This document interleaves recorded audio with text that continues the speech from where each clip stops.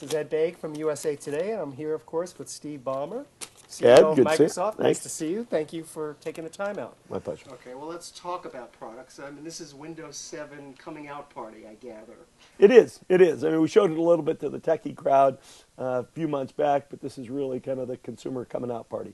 Well, let's talk about it. Now, as I understand it, the beta will be available to consumers on Friday. Yeah, January 9th, exactly. I guess some techies have had Right. that out before that. First of all, who should go out and grab it? I mean, this is still a beta. It's still roughly a year away from what we could tell. Yeah, we've said it'd be about 3 years between releases, so say about a year away. Who should go out and grab it? I'd say anybody who's an enthusiast who wants to give it a try. And I'll give you a range of people. Certainly a lot of techies will, corporate IT people will.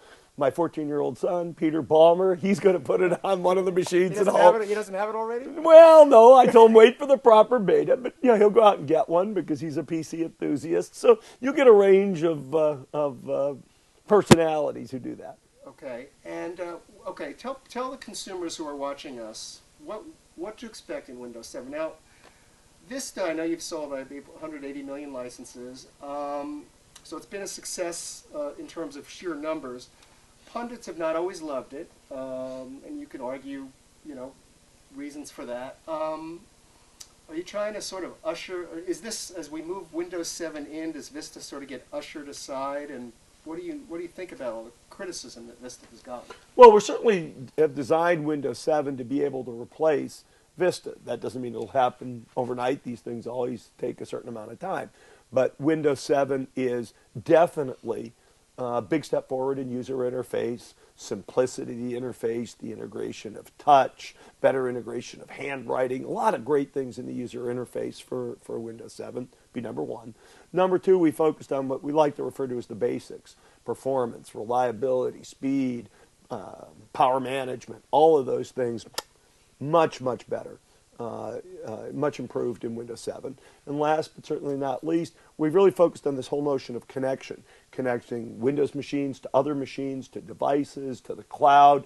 We're shipping our Windows Live Essential Suite and finishing Windows Live Wave 3 today, actually, but there'll be more stuff to come built on the Windows 7 foundation, including, of course, Internet Explorer 8, which will be available down level, but will really shine on Windows 7. Okay. One of the complaints that I hear from people is it takes forever to launch Windows Vista, to shut down. It's somewhat bloated. You need sort of pretty good hardware to really take advantage of the graphics and all the capabilities. Is this a lighter version in effect in some respects? I don't know what the word lighter means. I think people will see improvements in all areas of performance.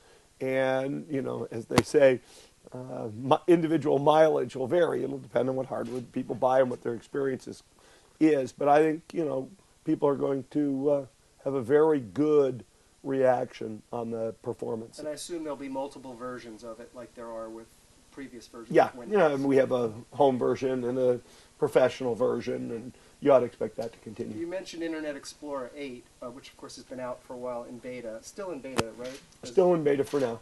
Okay. You've long had a huge share of browsers, and yet, Mozilla Firefox has been chipping away at you. Safari, Google, of course, has Chrome.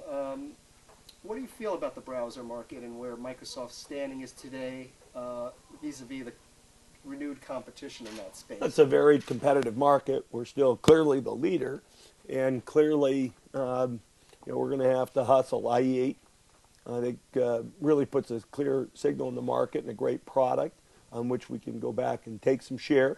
But we're going to have to work super hard and be super innovative because the other guys are also going to have a lot of great ideas. Great. Now you're also going to talk about Xbox here. We are. Xbox continues to sell very well, over 28 million. Xbox 360 sold. We've got 17 million participants in our Xbox Live community. We've got new games coming. A couple other exciting things up our sleeves that we'll have a chance to talk about. Okay, great. Well, thank you for joining us, Steve. Thanks, Ed. Appreciate it.